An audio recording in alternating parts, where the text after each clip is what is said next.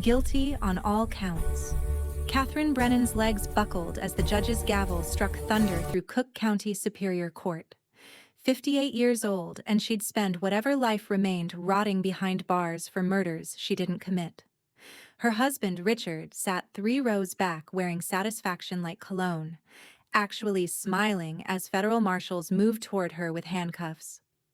Catherine Brennan, you are hereby sentenced to life imprisonment without possibility of parole for 3 counts of first-degree murder, conspiracy, and racketeering.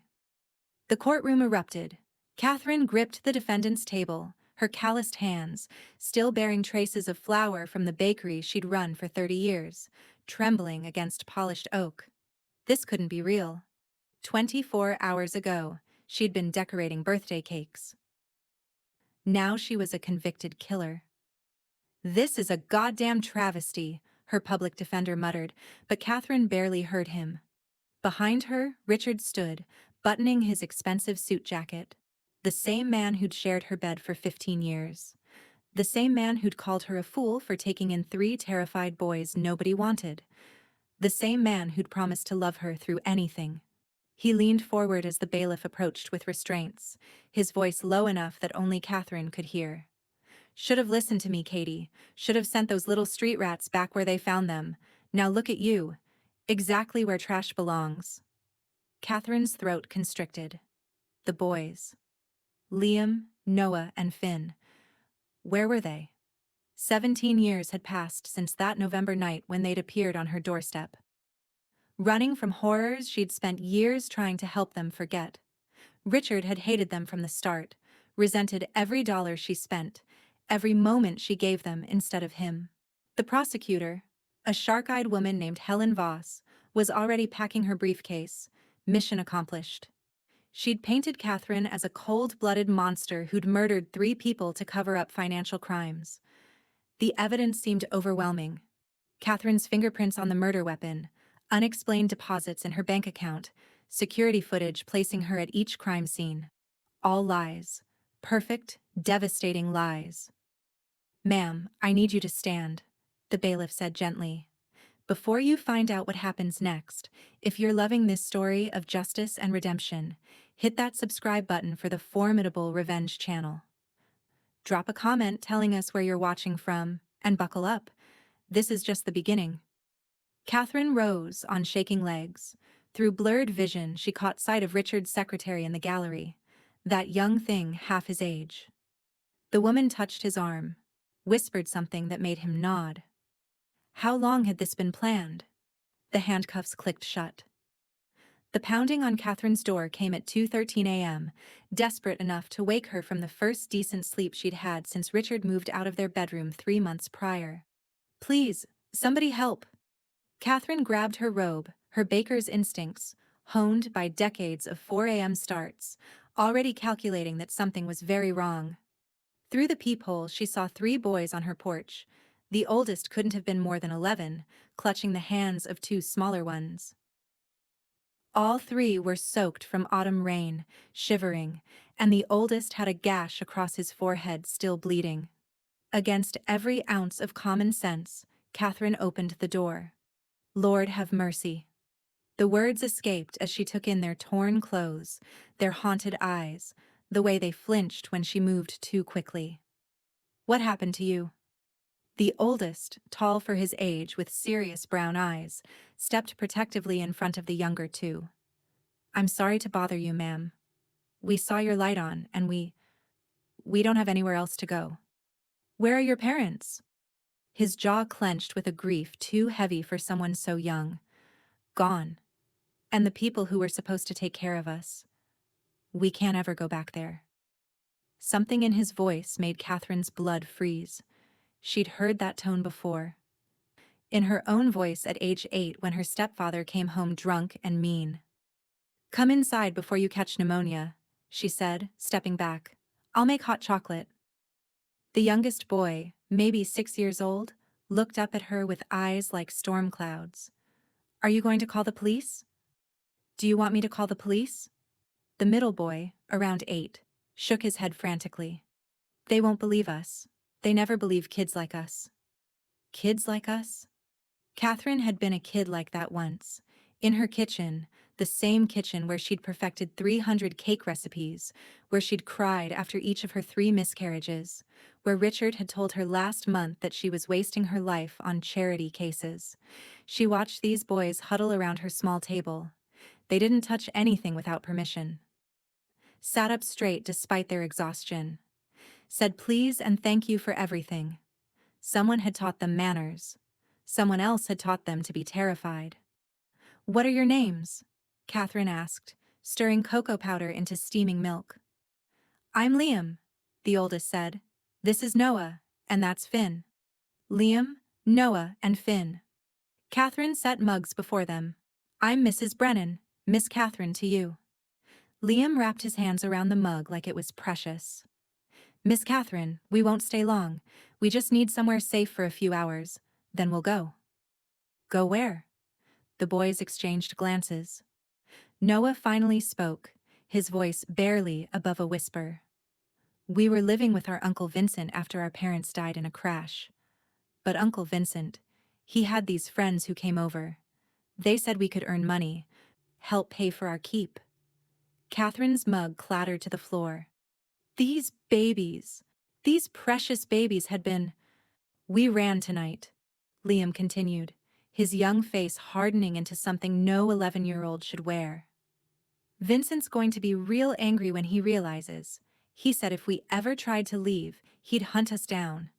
Said nobody would believe us anyway because we're just foster kids." Foster kids. Catherine knew that system, knew how easy it was for children to slip through cracks, to become invisible. "You're safe here," she heard herself saying, though she had no idea how to make that true. "Nobody's going to hurt you while you're under my roof."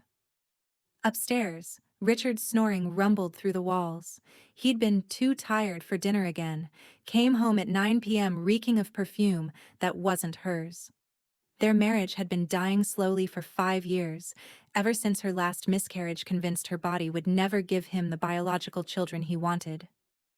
Well, Catherine thought, looking at 3 terrified boys who desperately needed someone to believe in them, maybe this was the universe's answer to her prayers.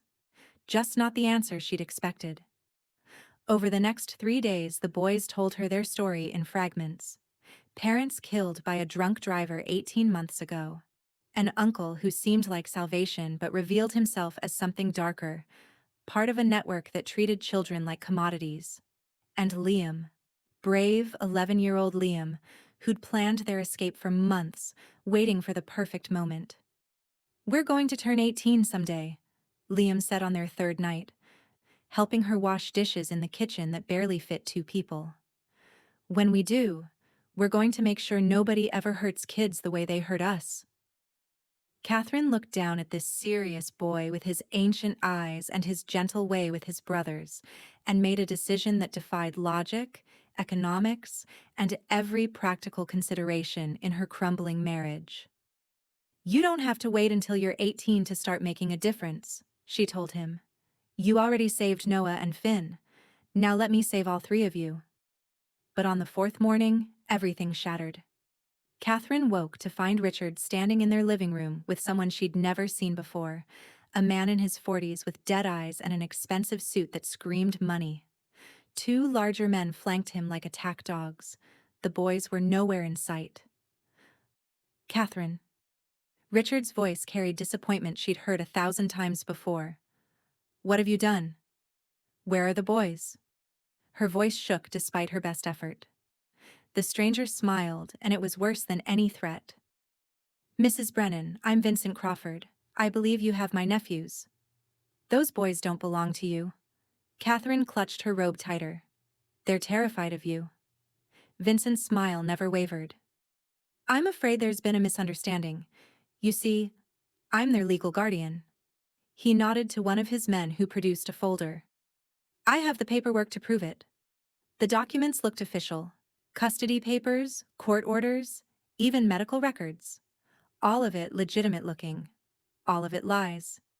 "These boys are part of a very special program," Vincent continued, circling her living room like he owned it. "They help with my business interests. In return, I provide food, shelter, education. It's really quite generous. What you're doing to them is evil. Vincent's cultured tone never changed. They're assets, Mrs. Brennan, and assets need proper management. He stopped in front of her wedding photo. Beautiful ceremony. Richard's a good man, I hear. Successful real estate developer. Shame about your financial troubles, though. The threat landed like a physical blow. He knew about Richard's failing investments, the second mortgage they'd taken, the credit card debt piling up. I'm going to make you a deal, Vincent said, reaching into his jacket. He pulled out an envelope thick with cash. $50,000. More money than you'll see in 2 years of running that little bakery. All you have to do is give me back my nephews and forget this ever happened. Catherine stared at the envelope. 50,000 would solve everything. The mortgage, the debt. Give them breathing room. All she had to do was turn her back on 3 children who'd trusted her. Behind her, hidden in the hallway, she caught a glimpse of Liam's face. The boy had heard everything. In his eyes, she saw terrible resignation. He expected her to take the money. Everyone always chose money. Everyone always chose the easy way. Catherine took the envelope. Then she ripped it in half. Get out of my house, she said quietly. Don't ever come back. Vincent's expression didn't change, but something cold flickered in those dead eyes. That was very unwise, Mrs. Brennan. Very unwise indeed. Richard stepped forward then, and Catherine saw something in her husband's face she'd never noticed before. Agreement with Vincent, alignment with the monster threatening children. Katie, be reasonable, Richard said. We can't afford 3 extra mouths to feed. We can barely afford ourselves. Then I'll work extra shifts. You're being ridiculous. Richard's voice hardened. These aren't our kids. They're not our responsibility. They are now. As Vincent and his men left, he paused at the door. This isn't over, Mrs. Brennan. I always collect what's mine. Always. And Richard. He glanced back at Catherine's husband. I'll be in touch about that other matter we discussed. The moment the door closed, Catherine understood with crystal clarity. Richard had been in on this from the start. Had probably called Vincent the moment he discovered 3 strange boys in their house.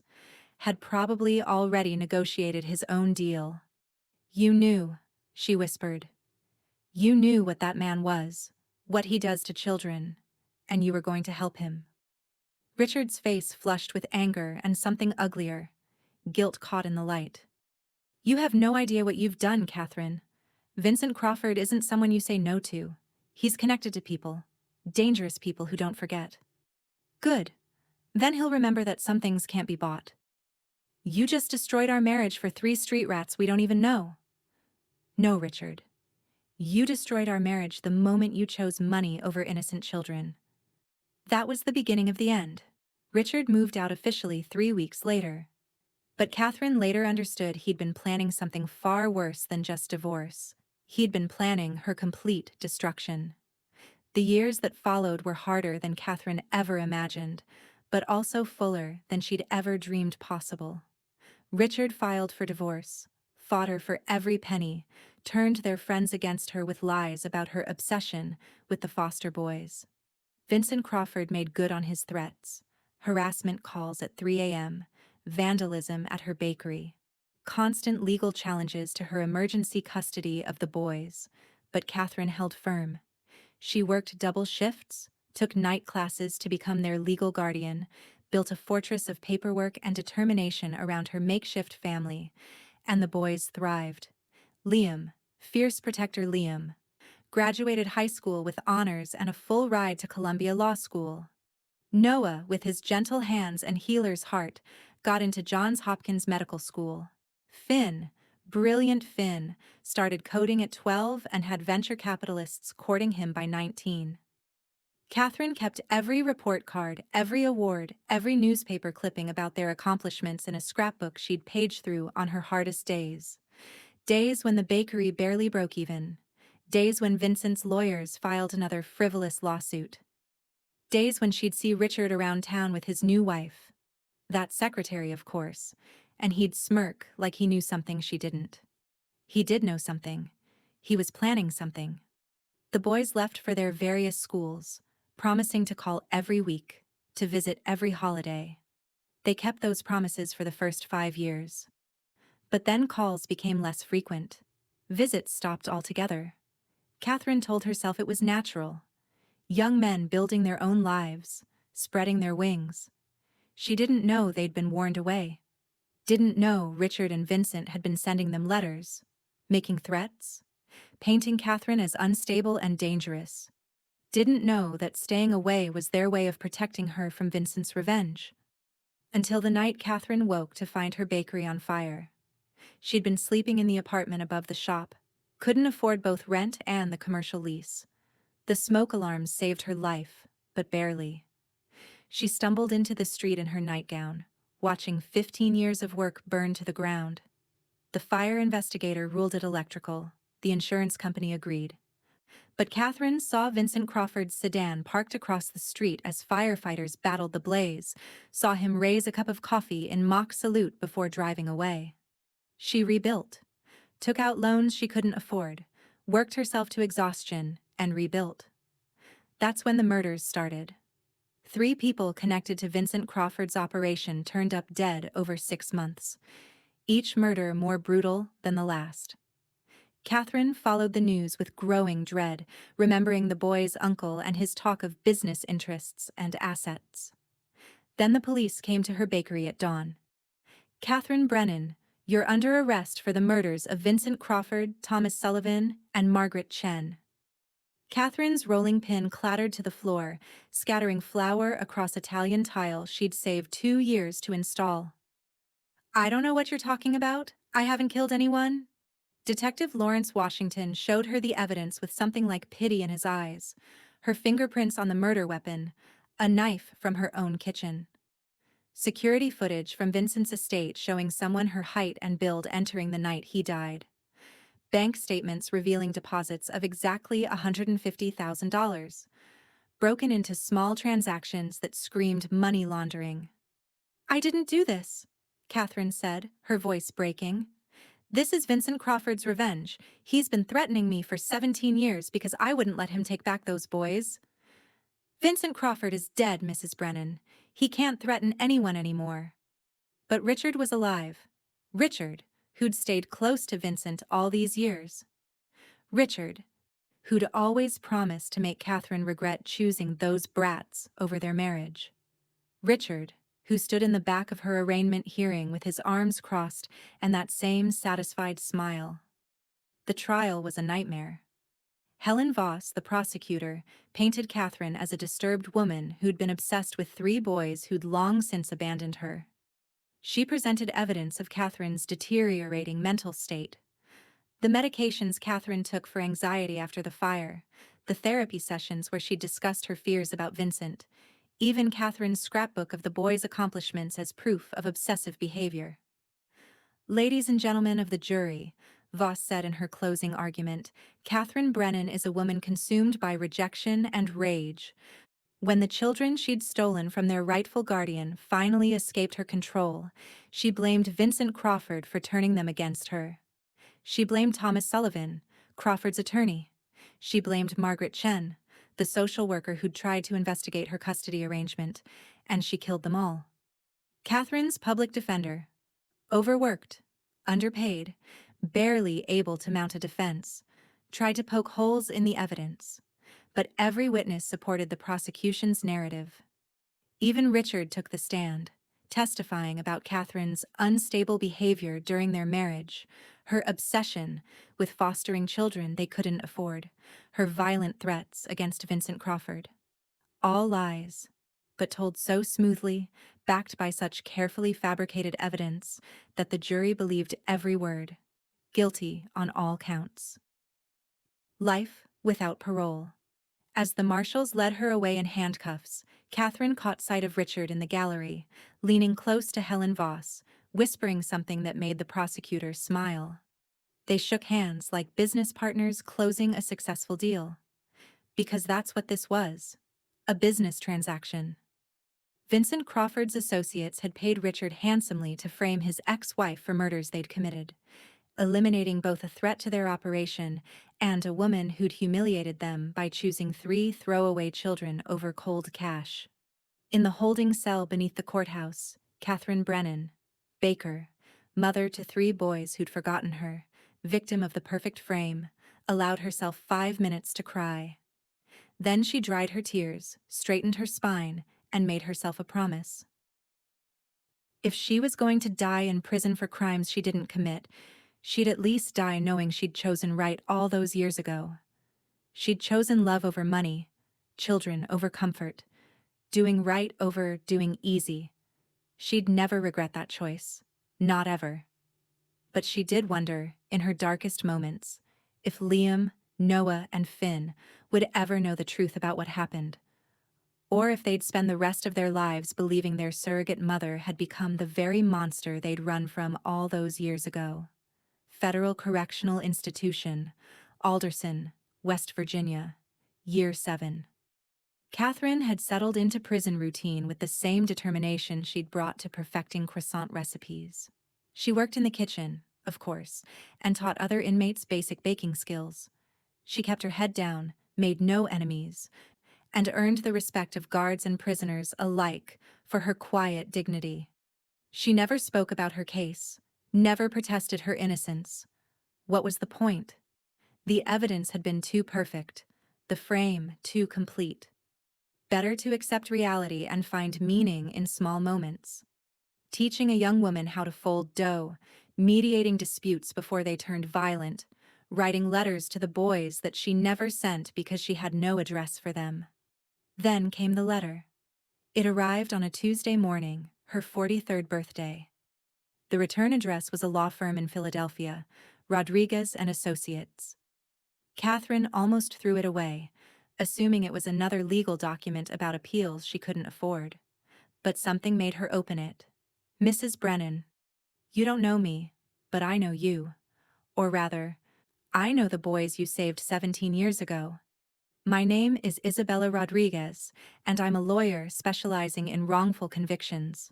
I recently took on a case involving Vincent Crawford's organization, and in the course of my investigation, I found something disturbing. Evidence that you were framed for murders you didn't commit. I'm reaching out because I believe I can prove your innocence, but I need your cooperation and I need to locate 3 men, Liam Peterson, Noah Santos, and Finn O'Brien. They seem to have disappeared completely. If you know where they are, please tell me. And if you're willing to fight for your freedom, I'm willing to fight with you. Respectfully, Isabella Rodriguez, Escaper.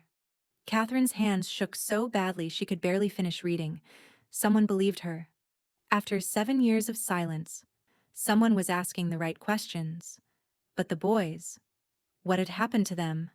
Why had they disappeared? She wrote back immediately, explaining that she hadn't heard from Liam, Noah, or Finn in over a decade. That she feared they believed the worst about her. That she'd tried to protect them by not dragging them into her legal nightmare. Isabella's response came 2 weeks later. I'll find them. And when I do, I think you'll discover they never stopped believing in you. The courtroom doors burst open halfway through Catherine's resentencing hearing, a formality after new evidence had emerged casting doubt on her original conviction. Your Honor, I apologize for the interruption. The voice was deep, commanding, layered with authority earned through years of courtroom battles. Catherine turned in her chair, her breath catching. Liam. Except he wasn't that terrified 11-year-old anymore. He was Liam Peterson, 31 years old, standing 6'3" in a perfectly tailored charcoal suit. Behind him stood Noah, Dr. Noah Santos now, according to the credentials Isabella had shown her, and Finn, who'd apparently become Finn O'Brien, tech entrepreneur worth more money than Catherine could comprehend. Her boys. Her precious boys who'd grown into powerful men while she rotted in prison for protecting them. Who are you? Judge Harrison demanded. Liam Peterson, Your Honor. I'm an attorney with Rodriguez and Associates, and these are my brothers, Dr. Noah Santos and Finn O'Brien.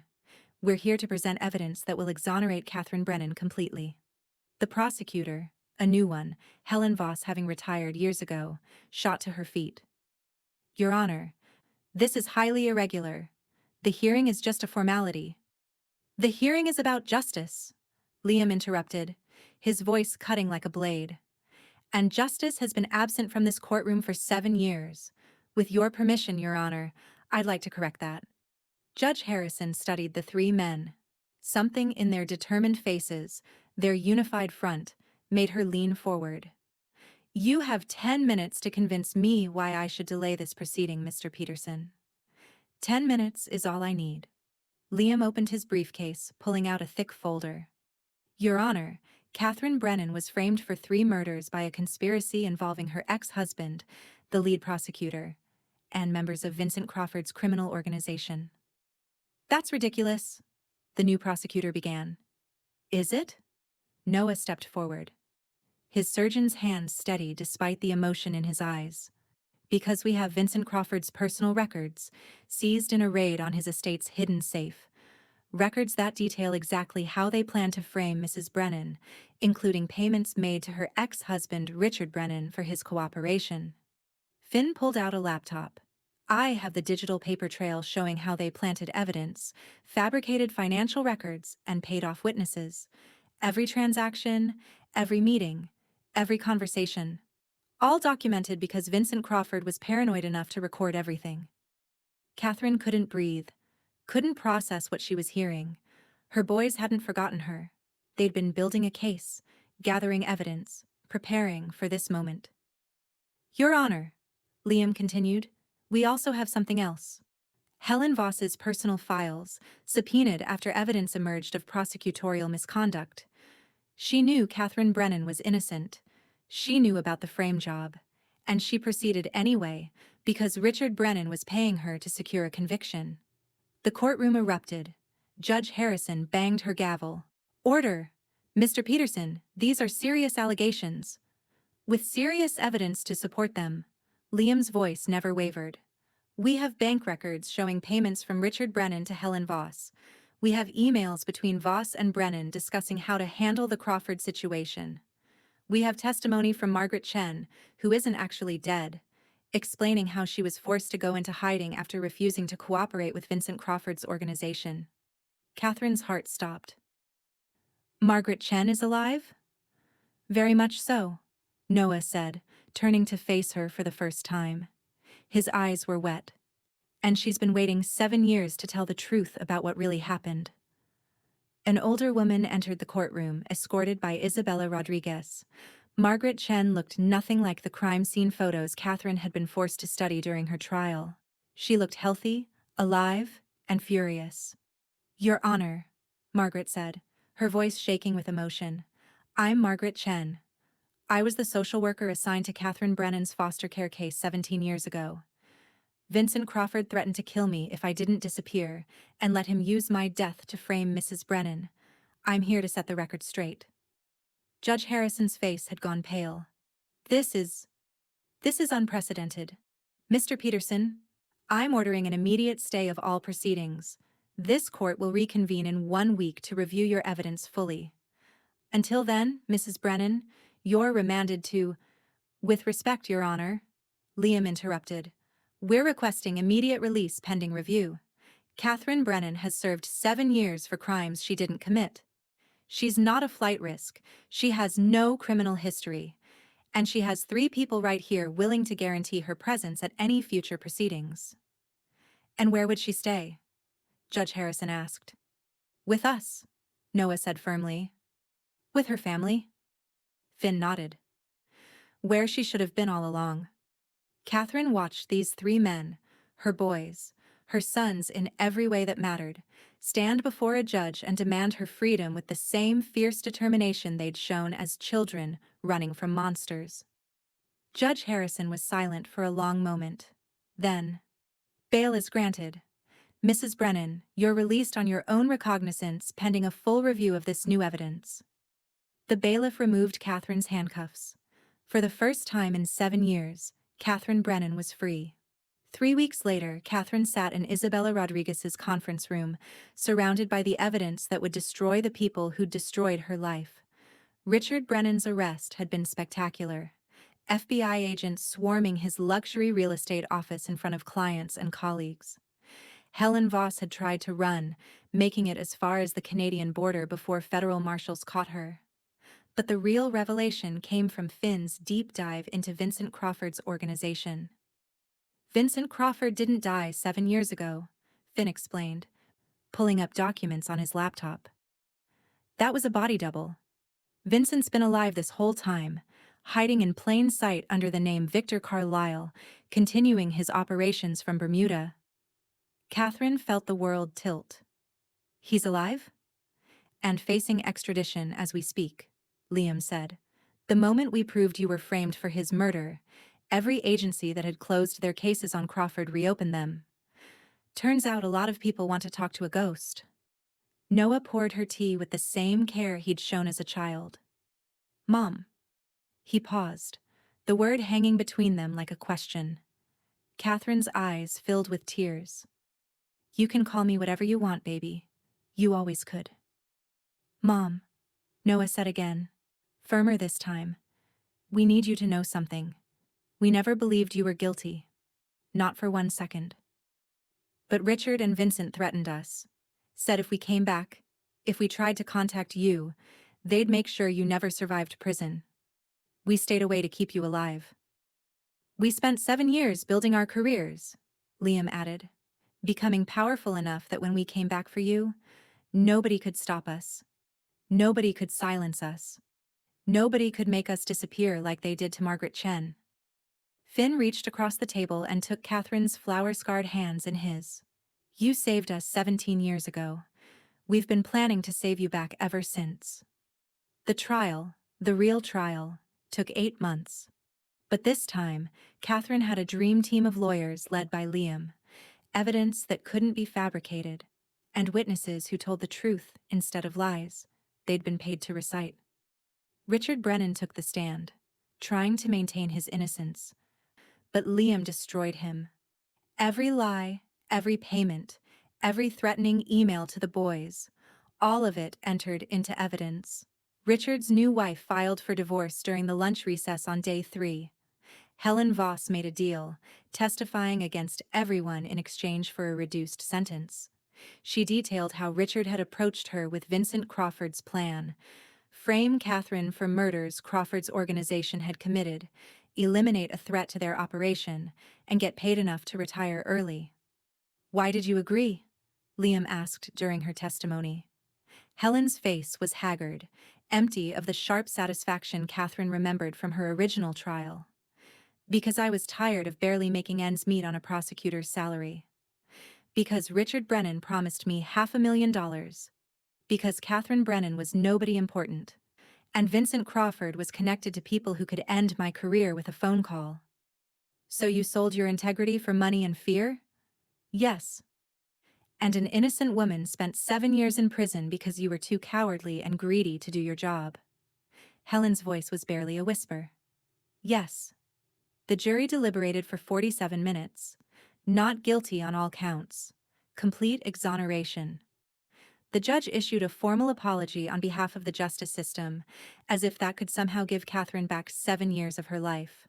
But the real justice came 3 months later, when Vincent Crawford, dragged back from Bermuda in chains, stood trial for 3 actual murders plus conspiracy, fraud, human trafficking, and 14 other charges spanning 2 decades. Catherine attended every day of his trial, sitting in the front row with Liam, Noah, and Finn, flanking her like guardian angels. Vincent never looked at her, but she made sure he saw her.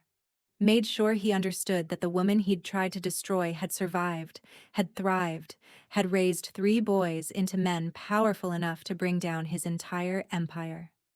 Vincent Crawford was sentenced to life without parole in the Supermax prison in Florence, Colorado, the same prison that housed terrorists and cartel leaders. He'd spend the rest of his life in a concrete box, 23 hours a day in isolation, no visitors, no phone calls, no human contact beyond guards delivering meals through a slot. Richard Brennan got 25 years for conspiracy to commit fraud, obstruction of justice, and witness tampering. He'd be 73 when he got out, if he survived that long. White-collar criminals didn't fare well in federal prison.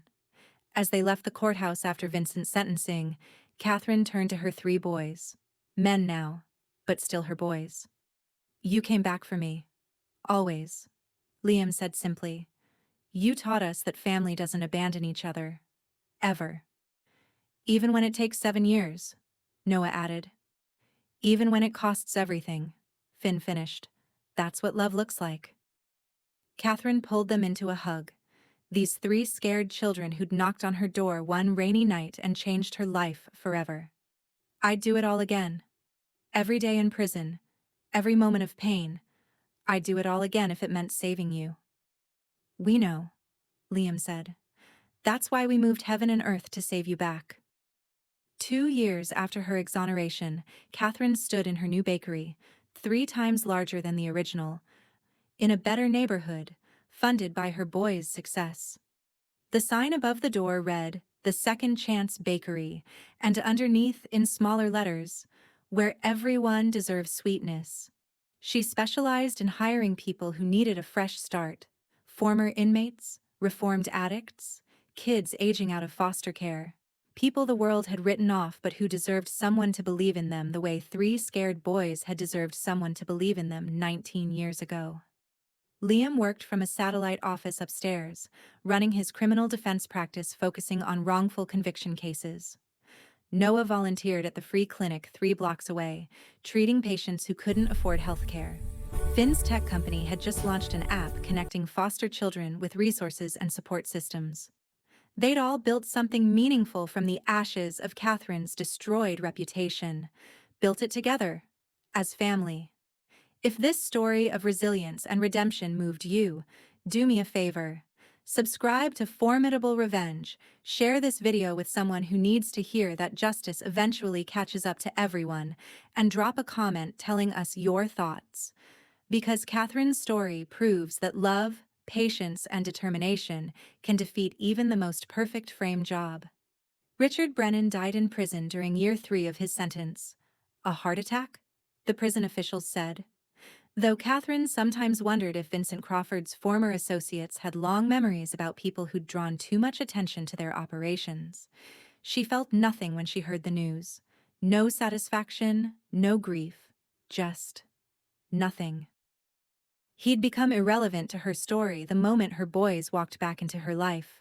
Vincent Crawford continued rotting in his concrete cell, and Catherine hoped he spent every one of his remaining days regretting the moment he'd underestimated a baker's love for 3 throwaway children.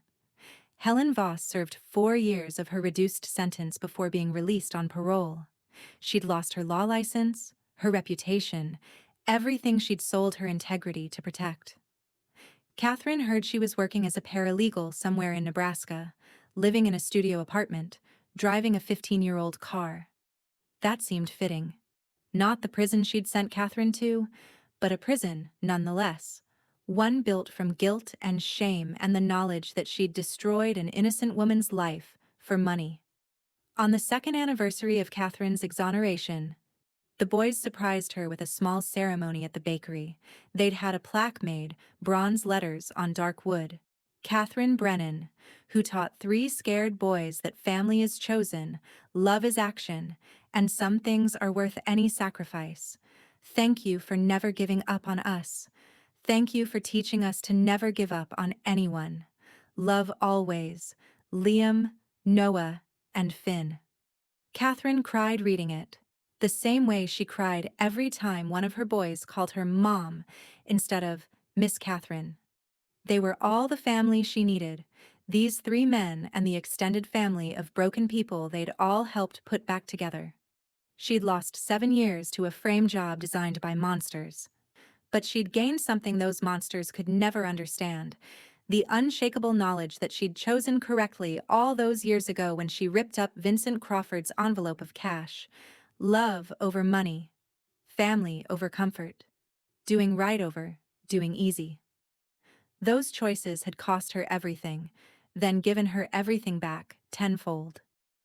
Some nights, Catherine still dreamed about her prison cell, woke up disoriented in her comfortable bed above the bakery. But then she'd hear sounds from downstairs. Liam arguing a motion over speakerphone, Noah discussing treatment plans with a colleague, Finn debugging code while eating cookies still warm from the oven, and she'd remember. She was free. They were all free. And no amount of money, no conspiracy, no frame job could ever take that away again. The universe had a funny way of balancing scales, Catherine reflected as she watched her boys through the bakery window. She'd given 3 scared children a home when they had nothing. Now, 19 years later, they'd given her back her life when she had nothing. That was the thing about real family. It wasn't transactional. You didn't save people expecting anything in return. You saved them because it was right, because love demanded it, because turning your back on someone who needed you was a betrayal of everything that made you human. Richard had never understood that. Vincent had never understood that. Helen had never understood that. But 3 scared boys, now 3 remarkable men, had understood it perfectly. They'd learned it from a baker who chose them over money, over her marriage, over her own freedom. And when the time came, they'd proven that lesson back to her in the most spectacular way possible. Catherine Brennan smiled, locked up her bakery for the night, and climbed the stairs to her apartment where her boys waited with takeout Chinese food and arguments about which movie to watch. This was her revenge. Not destruction of her enemies, though that had been satisfying, but the building of something beautiful from the ruins of what they'd tried to destroy. A family. A real one. Built not on blood or obligation, but on the radical choice to love each other through hell and back. That was the greatest revenge of all. Thank you for watching this incredible story of justice prevailing against impossible odds. If you believe in second chances, hit that like button. If you believe family is what you make it, subscribe to Formidable Revenge. And if you've ever been counted out but refused to stay down, drop a comment sharing your story. See you in the next one, where we prove again that good doesn't always win quickly, but it eventually wins completely.